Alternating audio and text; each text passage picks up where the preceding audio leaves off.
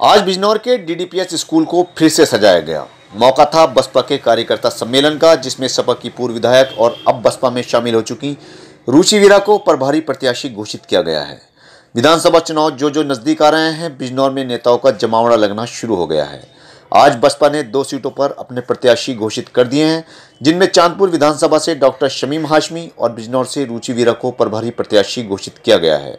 हम आपको बता दें कि रुचि वीरा पहले सपा में थी, जिन्होंने अब सपा को टाटा बाय बाय करते हुए बसपा के हाथी की सवारी का मन बना लिया है।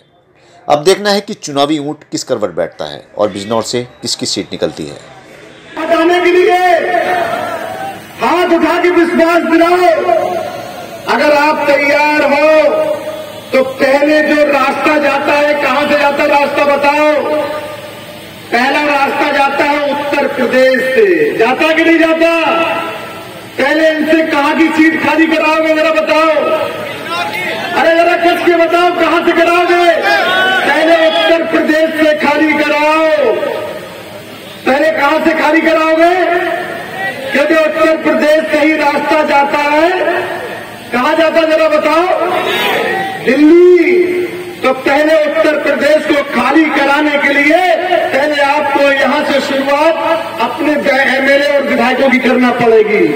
इसलिए मैं कहना चाहता हूं, आज जो समाजवादी पार्टी दूसरे दल की आप ये देख रहे, 4.5 साल गुजर गए, 4.5 साल।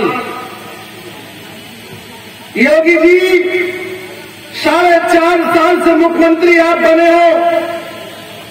आपको न तो किसान देखा जा रहा है, न नौजवान देखा जा रहा है। और इतना ही नहीं, किसान और नौजवान तो भूल गए, अब योगी जी हिंदू और मुसलमान पे क्यों भाई बताओ काय पे आ गए? हिंदू और मुसलमान। आप ये बताओ, समाजवादी पार्टी के युवराज अखिलेश जी को 4.5 साल पाकिस्तान और जिन्ना की याद नहीं आई? आप मेरी बात को समझ रहे ना? 4.5 साल अखिलेश यादव जी को जिन्ना की याद नहीं आई। जब चुनाव आया करीब तो उन्होंने जिन्ना को याद किया और उन्होंने हिंदुस्तान और पाकिस्तान और मुसलमान और कब्रिस्तान और शमशान याद किया। आप समझदार हैं कि नहीं ये बताओ आप लोग। अरे ये हरियाणा की क्यों हो, कब्रिस्तान और शमशान क्यों याद आए? हिंदुस्तान और पाकिस्तान क्यों याद आए चुनाव में? और जिन्ना और कब्रिस्तान क्यों याद है? क्योंकि ये मिली भगत है। ये भारतीय जनता पार्टी और समाजवादी पार्टी दोनों एक ही थाली के चट्टे बट्टे हैं, एक ही दोनों हैं। क्यों? इनको मजा आता है। ये एक तरफ हिंदुत्व की बात करते हैं, कौन? भारतीय जनता पार्टी हिंदुत्व की बात करती है और समाजवादी पार्टी मुस्लिम की बात करती है। ना ये हिंदू के हैं और ना वो मुसलमान के हैं। ये केवल सियासत करने के लिए, सत्ता को हथियाने के लिए ये कमजोरी का फायदा उठाते हैं और हम लोगों को हिंदू और मुसलमान में लड़ाने का काम करते हैं। इस समझदारी को आपको समझना है। दोस्तों बुजुर्गों, ये राजनीतिक मंच है और जब राजनीतिक मंच है तो राजनीतिक बात भी होना, तो भाई जरा कस के बताओ, राजनीतिक बात होना जरूरी है। और राजनीतिक बात, क्योंकि पॉलिटिकल द मास्टर चाबी इस देश के अंदर बाबा साहब B.R. अम्बेडकर ने जब संविधान बनाया था, एक बात उनने इशारा किया था कि अगर इस देश में तुम शासक करना चाहते हो, इशारा करके कहा था, हर गली चौराहे पे इशारा देखा होगा। बाबा साहब B.R. अम्बेडकर ने इशारा करके कहा था, अगर तुम इस देश के गरीब मजलूम बेसहारा लोग, सदियों से जो लोग अन्याय अत्याचार हुआ है, ऐसे लोग अगर इस देश में राजपाट करना चाहते हैं तो आप इतना मान लो, अपनी मास्टर चाबी को वोट के माध्यम से हथियाना सीख लो। आप इस देश के शासक बन सकते हो, राजा बन सकते हो। ये बात का इशारा था। तो आज वो इशारा, क्योंकि ये चाबी किसी और के पास नहीं है, ये चाबी किसी और देने वाला विदेश से नहीं आएगा, ये चाबी देने वाला कोई आपके घर चलकर नहीं आएगा, ये चाबी हथियार आपके पास है। आपको अपने दिमाग से सही इस्तेमाल करना है और बड़े बड़े लोगों के ताले खोलना है, तभी आपकी बात बनने वाली है। आज किसान अगर रो रहा है, अगर आज किसान सड़कों पर सो रहा है, अगर आज किसान सर्दी और गर्मी में रोडों पर रहने के लिए मजबूर हो रहा है, अगर सरकार ये निकम्मी सरकार नहीं होती, ये भाजपा सरकार नहीं होती और किसानों की अगर सरकार होती तो शायद आपको रोड पर रहने के लिए मजबूर नहीं होते, ना ही रोड पर कोई कहने वाला, ना ही कोई आपको ये आलम आने देता। इसलिए आपको अपनी सरकार बनाना पड़ेगी। मैं आह्वान देता हूं किसानों को और मैं आह्वान देता हूं नौजवानों को। जब किसान का अधिकार छीनने का काम भारतीय जनता पार्टी कर रही है और नौजवान का अधिकार छीनने का काम भारतीय जनता पार्टी कर रही है, क्योंकि किसान भी स्तर समाज में पैदा होता है और नौजवान भी, तो भाई बताओ आप लोग, नौजवान भी स्तर समाज में पैदा होता है। और जब नौजवान और किसान सरकार बना सकता है तो नौजवान और किसान सरकार को बिगाड़ भी सकता है, हटा भी सकता है। समझदारी को समझना है और जब आप इस समझदारी को समझ जाओगे तो इनकी दुकानें अपने आप, क्यों भाई बताओ जरा,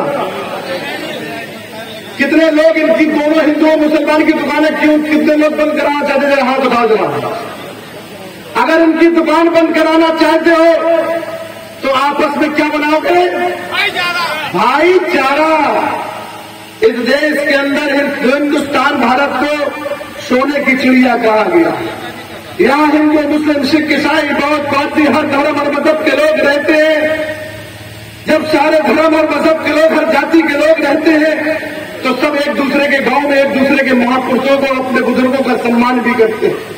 ये आज गांव में अगर सम्मान छीनने का काम किया है तो समाजवादी पार्टी ने काम किया है। अगर बुजुर्गों का गांव में सम्मान छीनने का काम किया तो भारतीय जनता पार्टी में इतनी बड़ी गांव और शहर में खाई पैदा करना चाहते हैं, जो खाई हमारे सदियों ने, बुजुर्गों ने, हमारी पार्टी थी, हम लोगों को एक किया था।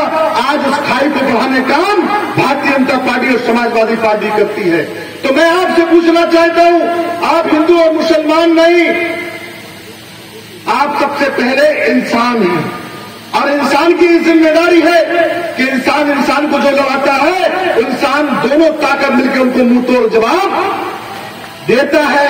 इसलिए ये हिंदू और मुसलमान, भारतीय जनता पार्टी करेगी हिंदुत्व की बात और समाजवादी पार्टी करेगी मुस्लिम की बात, लेकिन एक राष्ट्रीय दल है, एक नेता है बहन कुमारी मायावती जी, बहुजन समाज पार्टी की राष्ट्रीय अध्यक्ष, जो किसी हिंदू मुसलमान की बात नहीं करती है। वो कहती है सर्वजन हिताय सर्वजन सुखाय के आधार पर काम करती है। आजकल उन्होंने ये कहा था कि मेरे लिए, योगी जी के लिए, योगी जी का परिवार आरएसएस हो सकता है, लेकिन बहुजन समाज पार्टी की राष्ट्रीय अध्यक्ष ने कहा था मेरा परिवार ये बहुजन समाज है, सर समाज के लोग ही मेरा परिवार है, मैं उस परिवार से जानी जाती हूं। इसलिए आपको याद करना है कि आपको किसी मतभेद में किसी हिंदू और मुसलमान के, क्योंकि चुनाव जब आएगा तो यहां भारतीय जनता पार्टी के नेता कहेंगे कि देखो समाजवादी पार्टी मुसलमानों की है और हम केवल हिंदू के रखवाले हैं, ये ना हिंदू के है ना वो मुसलमान के है। आप कहना अब हिंदू और मुसलमान नहीं चलेगा, अब सर्वजन हिताय सर्वजन सुखाय चलेगा, अब कोई हिंदू मुसलमान नहीं चलेगा।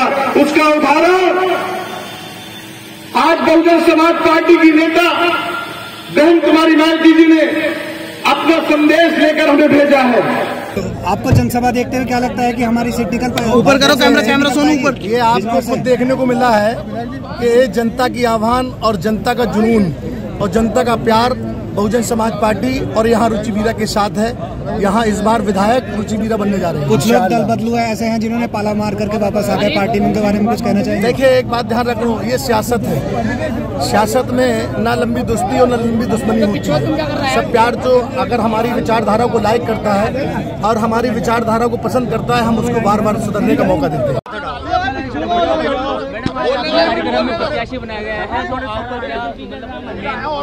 क्या विकास के? देखिए, सबसे पहले तो आज यहाँ बहुजन समाज पार्टी के द्वारा कार्यकर्ता सम्मेलन बुलाया गया था और मैं बहुत शुक्रगुजार हूँ सब लोगों की और धन्यवाद करती हूँ कि पूरी विधानसभा के कोने कोने से महिला, पुरुष, हिंदू, मुस्लिम, दलित, सिख, ईसाई जितने भी समाज के लोग रहते हैं, सभी जिम्मेदार लोग यहाँ आज आए। मैं बहुत दिल की गहराइयों से उन सब का बहुत एहसानमंद हूँ, बहुत शुक्रगुजार हूँ। और मैं पार्टी की बहन जो हमारी मुखिया हैं, बसपा की बहुजन समाज पार्टी की जो मुखिया हैं बहन कुमारी मायावती जी, मैं आज यहाँ उनका धन्यवाद देना चाहती हूँ कि उन्होंने मुझ पे भरोसा दिलाया है और मुझे यहाँ से प्रभारी प्रत्याशी घोषित किया है। आज के मुख्य अतिथि हमारे उत्तरांचल, उत्तराखंड और पश्चिमी उत्तर प्रदेश के कोऑर्डिनेटर साहब माननीय शमशुद्दीन राइन साहब यहाँ आज मुख्य अतिथि थे और विशिष्ट अतिथि MP नगीना माननीय गिरीशचंद्र जाटव जी यहाँ उपस्थित थे और सारी बसपा पार्टी के सभी सम्मानित पदाधिकारी थे। तो उन सब का भी मैं आज यहाँ धन्यवाद ज्ञापित करना चाहती हूँ क्योंकि सभी की मेहनत से ये कार्यक्रम बहुत सफल हुआ है।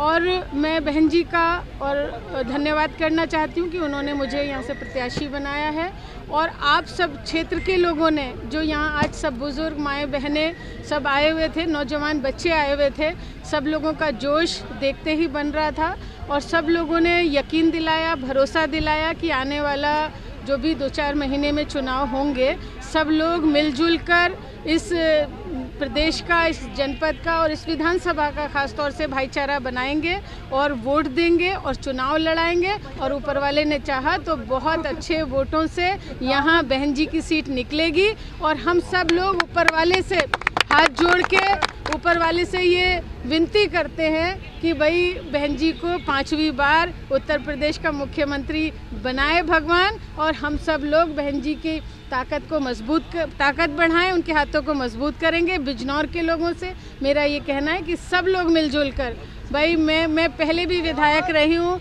आप लोगों ने मुझे पहले भी आजमाया है और अगर ईमानदारी से मैंने कुछ अच्छा किया अपने कार्यकाल में तो मुझे यकीन है कि फिर इलाके के लोग सब मिलजुल के मेरे हाथों को मजबूत करेंगे।